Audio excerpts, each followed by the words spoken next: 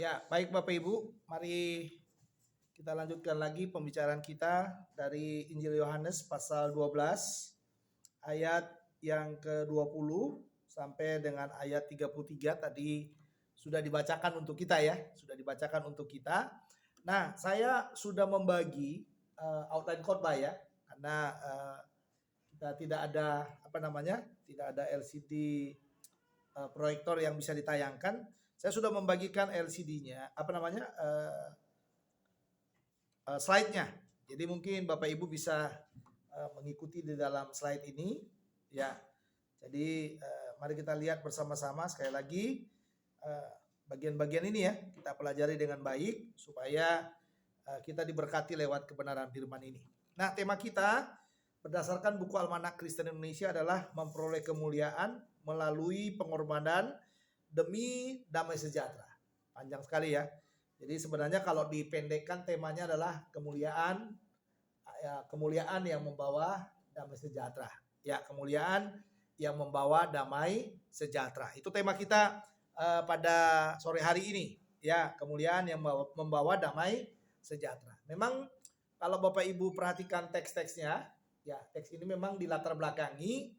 Ya, kalau kita lihat di dalam bagian ini ya, teks ini memang dilatar belakangi oleh bagian yang menyebutkan bahwa Yesus itu dimuliakan ya di ayat sebelumnya ya, ketika dia masuk ke Yerusalem Yesus dimuliakan. Nah, makanya kemuliaan yang dimaksudkan di dalam konteks ini sebenarnya bukanlah kemuliaan yang berhubungan dengan kehormatan ya, nama baik, punya harta terpandang atau hal-hal lain yang membuat kita jadi mulia. Artinya gini, kemuliaan yang saya maksudkan di dalam tema ini yang mau kita bicarakan adalah bukan kemuliaan yang berkaitan dengan hal-hal duniawi. Nah, itu yang paling gampang ya. Tapi kemuliaan yang bisa dikatakan kemuliaan yang berkaitan dengan Sang Mulia ya, yang mengorbankan dirinya untuk kita orang berdosa. Nah, jadi Yesus itu disebut dimuliakan ketika apa? Ketika dia menyerahkan hidupnya bagi kita. Ketika dia mati di atas kayu salib, dia menyerahkan dirinya bagi kita. Di sanalah Yesus itu dikatakan mengalami yang namanya kemuliaan. Nah, sehingga di dalam bagian itu saya mengatakan begini, Yesus itu mulia, tapi dia ditolak, dia berkorban. Artinya berkorban itu dia mati buat kita ya. Dan pada akhirnya dia tetap mulia. Ya, tetap mulia. Nah, sementara di beberapa tempat kita bisa melihat ada orang miskin. Dia mungkin dengan perjuangannya dia bisa punya harta dan segalanya dan membuat dia jadi mulia. Ya, membuat dia jadi mulia. Atau juga ada orang kaya, dia punya harta dan segalanya membuat dia jadi mulia. Tetapi kemuliaan yang dimaksudkan di dalam bagian ini tentang mereka adalah kemuliaan di mana mereka memperoleh hal-hal yang sifatnya sementara, yang sifatnya mulia, yang sifatnya mulia dalam pandangan apa? Dalam pandangan dunia. Nah, tetapi yang Yesus lakukan dalam bagian ini adalah dia mulia, ditolak, berkorban, dan pada akhirnya dia tetap mulia. Nah, pada dasarnya dikatakan kita tahu karena kita adalah orang berdosa, itulah yang membuat kita kehilangan damai sejahtera. Ya, jadi tidak ada di antara manusia yang berdosa itu yang tetap hidup dalam damai sejahtera. 1000 kali dia menganggap dirinya mulia karena dia punya harta, tapi bagi saya secara pribadi dia tetap bisa dikatakan dia tidak mengalami kemuliaan yang sejati atau damai sejahtera yang sejati di dalam hidupnya. Nah, Yesus itu sebenarnya ketika dia mati, dia memberikan nyawanya, dia dimuliakan. Sebenarnya yang melakukan itu kepada kita cuma satu. Dia memberikan damai sejahteranya. Dia memberikan ketenangan kepada kita supaya kita bisa hidup di dalam ketenangan. Nah, itu sebabnya dosa harus diselesaikan supaya damai sejahtera Kristus kembali melingkupi kita. Ya, jadi damai sejahtera Kristus itu perlu melingkupi kita. Melingkupi kita orang-orang yang percaya kepadanya. Ya, orang-orang yang mengasihinya. Nah, tadi saya sudah singgung sedikit latar belakang dari narasi kita ini. Sebenarnya itu peristiwa Tuhan dia lalukan di Yerusalem. Ketika dia masuk ke Yerusalem dikatakan Hosana bagi anak Daud, dan orang-orang menebarkan apa itu? Daun palem ya, daun palem, dia naik kendaraan dan dia disambut ya, dan disambut. Nah, tetapi setelah dia elukan ini di dalam ayat 20 rupanya ada orang-orang Yunani yang datang untuk mencari siapa? Mencari Tuhan Yesus. Nah, orang-orang ini menanyakan atau mencari Yesus kepada Filipus. Rupanya Filipus tidak bisa menjawab di mana Yesus, lalu dia bertanya kepada Andreas. Ya, rupanya kemungkinan Andreas tahu, sehingga dikatakan di sini Filipus dan Andreas sama-sama datang kepada Tuhan Yesus. Ya, artinya begini sebenarnya. Ada orang mencari engkau, kira-kira engkau mau menerima apa tidak? Nah, tetapi rupanya di dalam bagian itu Tuhan Yesus malah menjawabnya dengan dengan statement bagaimana ia akan dimuliakan. Nah, itu pembicaraan sebenarnya yang bisa kita lihat seterusnya nanti dari ayat 20 sampai 33 itu sebenarnya yang dibicarakan oleh Yesus itu adalah bagaimana Yesus itu akan dimuliakan. Nah, Bapak Ibu Saudara, kemuliaannya membawa damai sejahtera. Bagaimana caranya? Ada 3 cara yang saya lihat di sini. Cara yang pertama, biji gandum harus mati supaya berbuah. Sekali lagi ya, biji gandum harus mati supaya berbuah. Artinya apa? Yesus harus mati supaya ia dimuliakan, dan efek dari kematiannya adalah damai sejahtera bagi kita yang adalah buah pengorbanannya. Jadi memang tidak bisa dipungkiri Bapak Ibu bahwa buah pengorbanan daripada Tuhan Yesus itu adalah orang percaya. Di mana kita bertemu dengan orang percaya? Orang percaya itu ada di dalam gereja. Nah, makanya kalau Bapak Ibu lihat di sana ada beberapa ilustrasi tentang biji gandum yang saya katakan. Nah, coba perhatikan itu biji gandum itu seperti itu kira-kira. Ya, mungkin dia kecil lalu ditanam ya. Biji itu ditanam. Nah, cara menanamnya ada di sebelah kanan itu, di dalam slide kita ya. Ya, ditanam seperti itu. Nah, hasilnya coba perhatikan. Hasilnya di slide berikutnya. Nah, itu dia. Mulai ada akarnya, ya ada akarnya. Jadi tadi ditanam, mulai ada akarnya, mulai naik ke atas, mulai tumbuh mungkin seperti daun atau seperti tempat untuk menaruh buahnya, menaruh bulirnya, ya sehingga muncul gambar yang asli. Ada bulir yang di sana. Jadi ketika biji itu sudah mati, nah ini Bapak Ibu ya, ketika biji itu sudah mati, maka dia mulai menghasilkan akar, lalu menghasilkan batang ke atas, apalagi mulai menghasilkan bulir-bulir. Bulir-bulir tempat apa? Tempat buah atau tempat biji gandum itu nanti.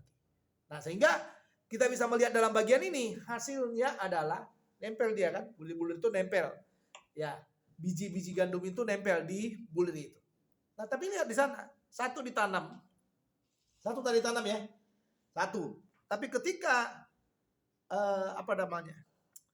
pohon atau pokok dari gandum itu naik ke atas, coba lihat. Apakah hasilnya tetap satu atau jadi banyak? Gimana, Bapak? Satu atau tetap banyak? Ini Bapak yang baju garis-garis. Gimana? Satu atau tetap banyak? Oh, nggak lihat ya. Oke. Nah, yang saya lihat di sini satu tadi ya. Coba lihat kembali lagi, lihat di bawah tadi. Satu kan?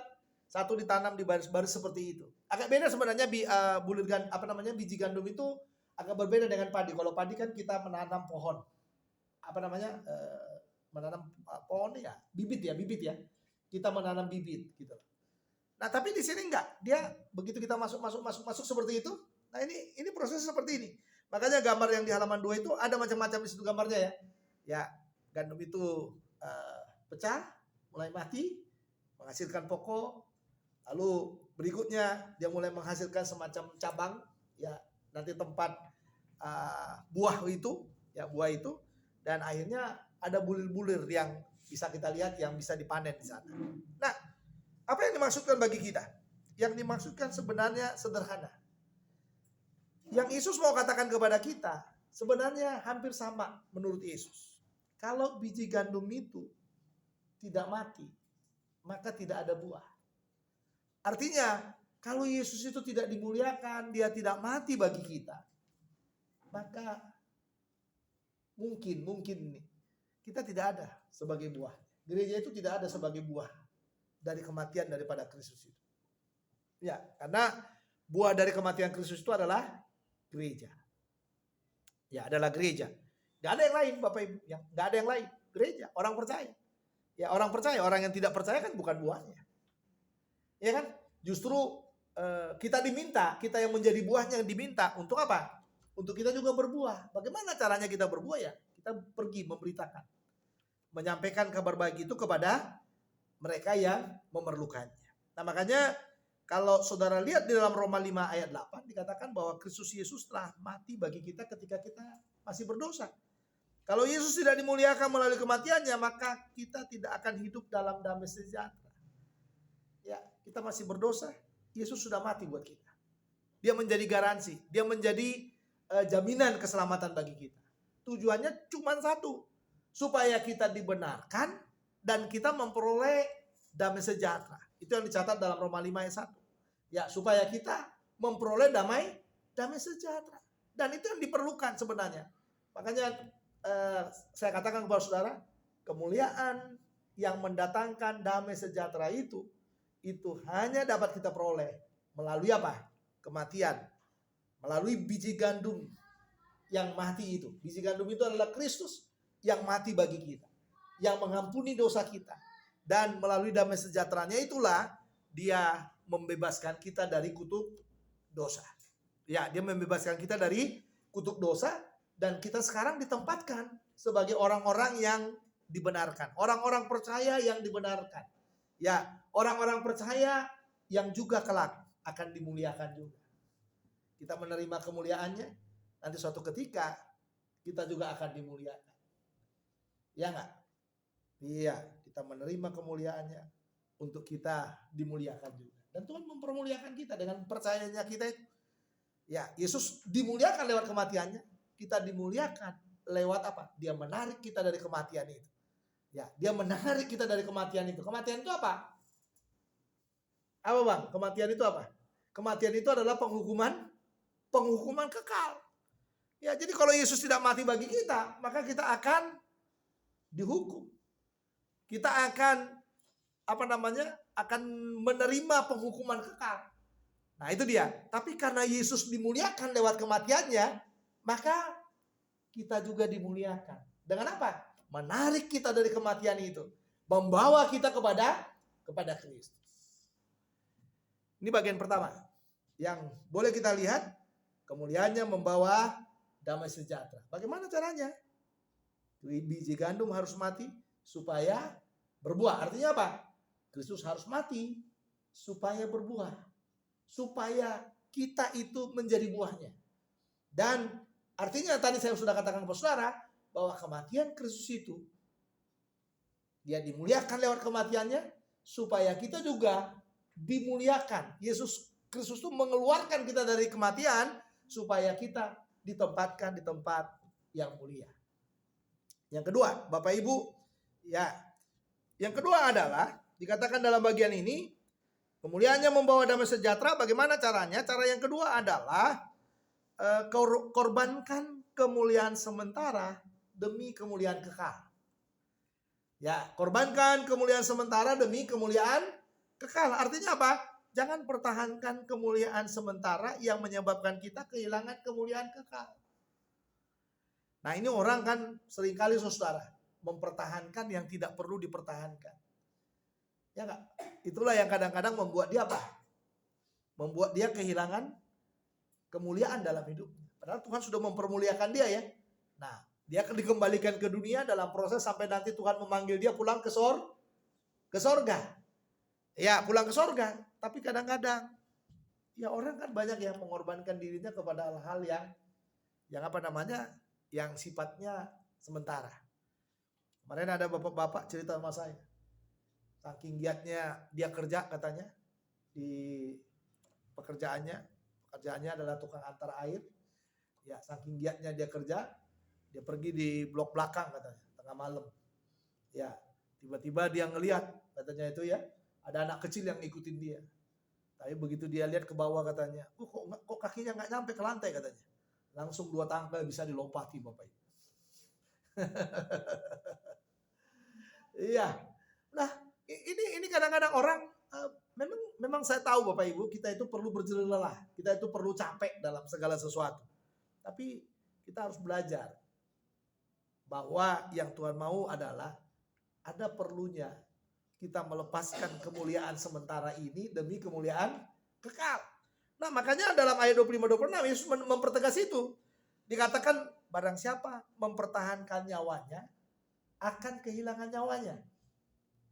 Ya, tetapi dikatakan barang siapa melepaskan nyawanya akan mendapatkan nyawa dalam kekekalan. Artinya apa? Artinya yang Tuhan mau daripada kita adalah jangan pertahankan sesuatu padahal engkau pada akhirnya menyangkal iman percaya. Ya kan? Karena kadang-kadang orang kan karena nilai yang sementara, dia membela nilai yang sementara, padahal sebenarnya dia sudah mengorbankan iman percayaannya. Ya, kalau masalah nyawa katanya jadi martir itu mungkin kita di daerah-daerah sulit ya. Ketika mungkin suatu ketika nanti ada tekanan kepada kita. Menyangkal Yesus atau nyawamu ambil. Gitu ya. Ya, jadi kalau kita menyangkal Yesus berarti nyawa kita diambil. Tapi kalau kita mempertahankan nyawa kita, berarti kita harus menyangkal Yesus toh. Ya, nah satu-satunya kalau kita mau mempertahankan percaya kita kepada Yesus, satu-satunya cara adalah kita harus melepaskan nyawa kita. Nah, tapi kan mungkin nggak semua ya, kayak orang-orang di kota Jakarta ini kan mungkin tidak mengalami seperti itu. Mungkin kita harus membalik, mengartikan, memaknai ayat ini. Ya, itu tadi yang saya katakan. Karena sesuatu hal kita mengejar sesuatu, mengejar pangkat, mengejar kehormatan. Lalu orang bilang gini, ya udahlah, naik pangkat gampang naik pangkat katanya. Ya, tapi udah ucapin dulu. Ya, ucapin dulu kalimat itu katanya gitu. Ya, kadang-kadang kita bisa dipaksa seperti itu.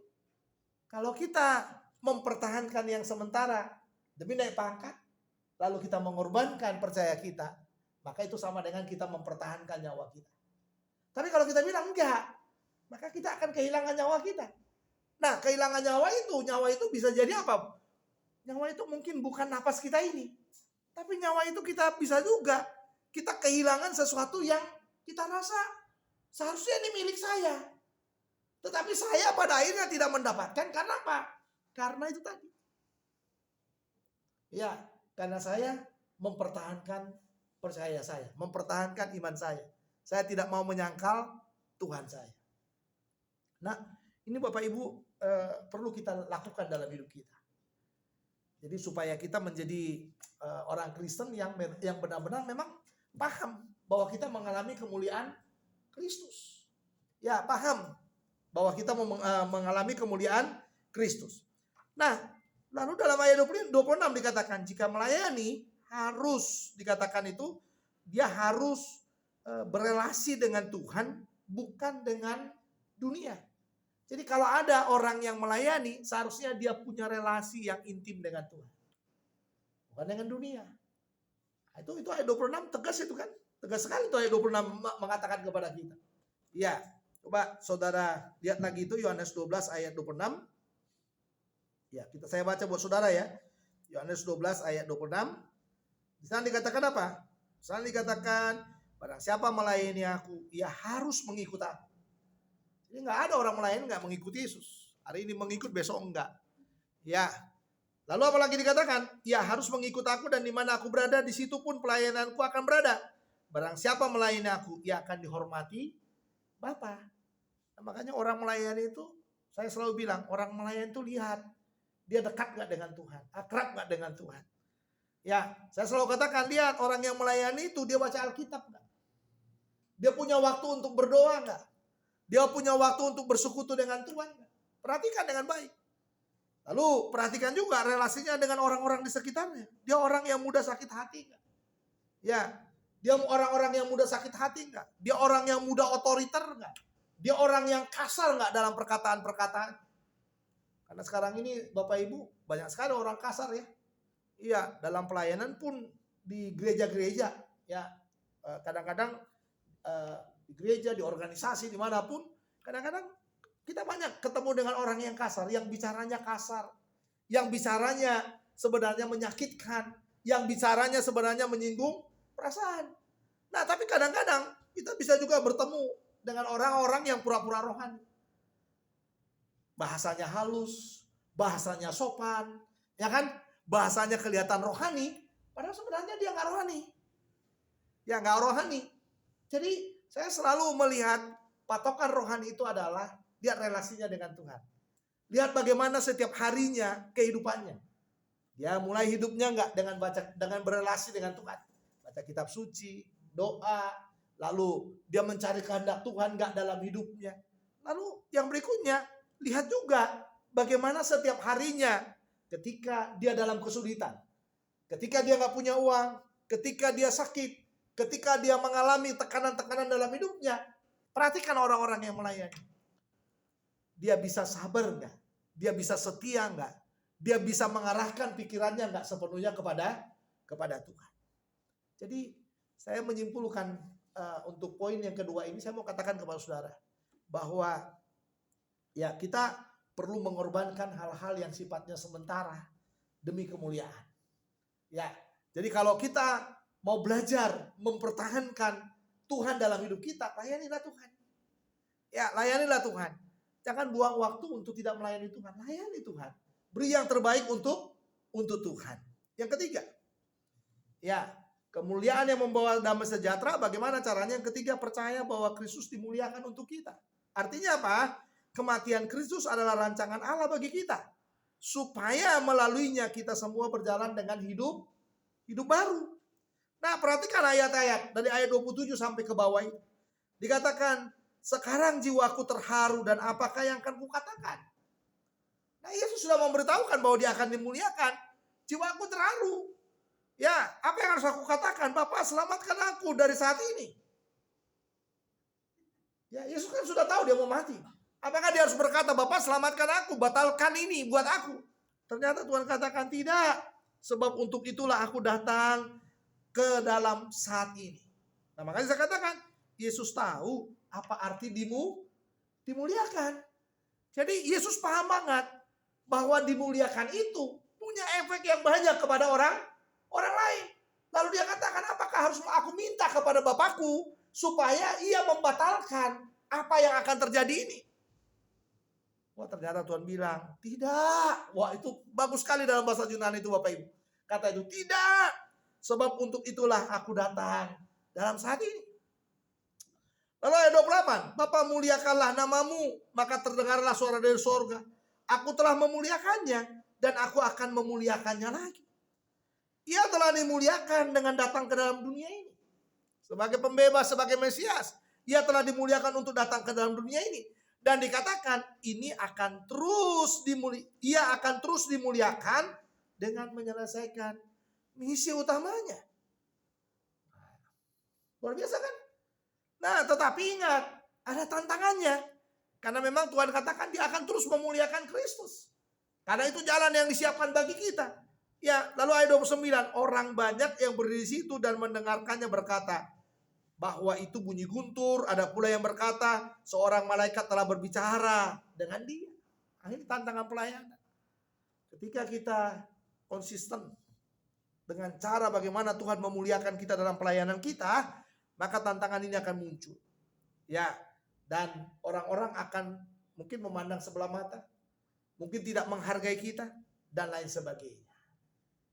Tetapi Yesus berkata, jawab Yesus, suara itu telah terdengar bukan oleh karena aku, melainkan oleh karena kamu. Nah, ini dia.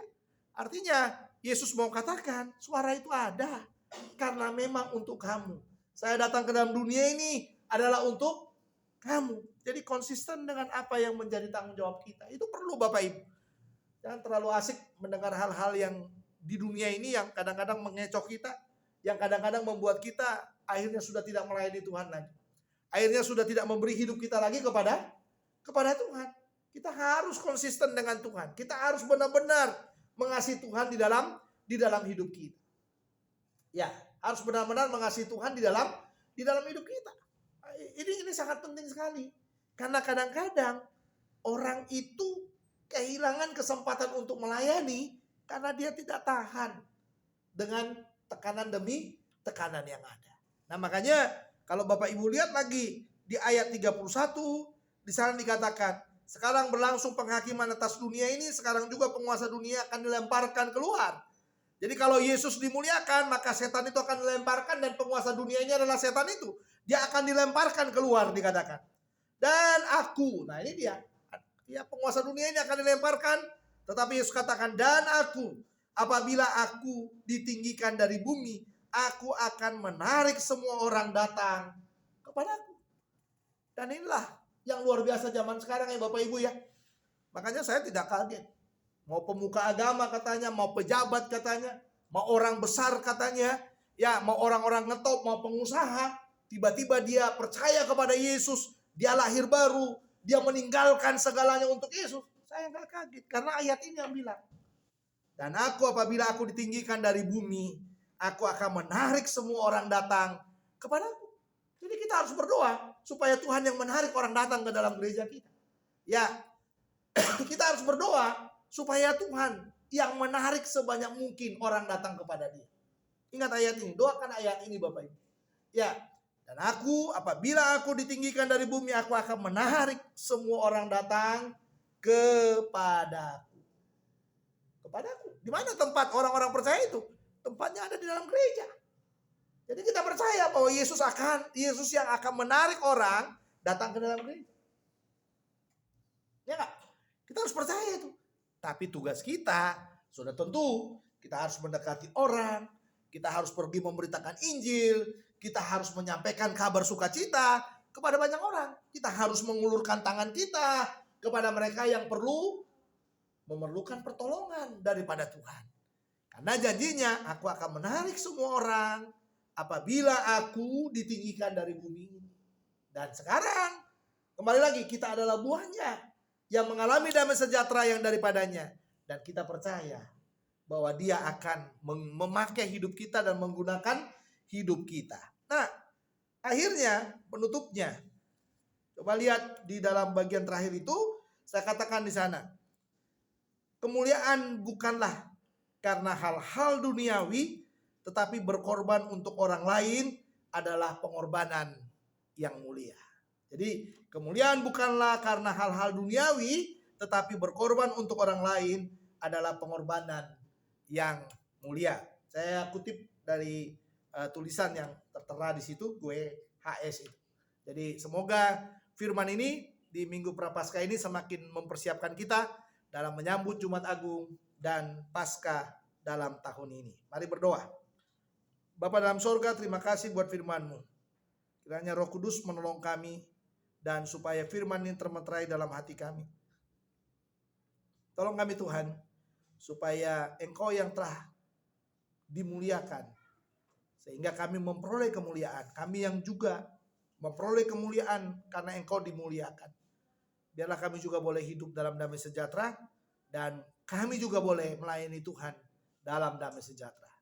Kiranya Roh-Mu menolong kami, supaya kami lebih baik lagi dari hari ini.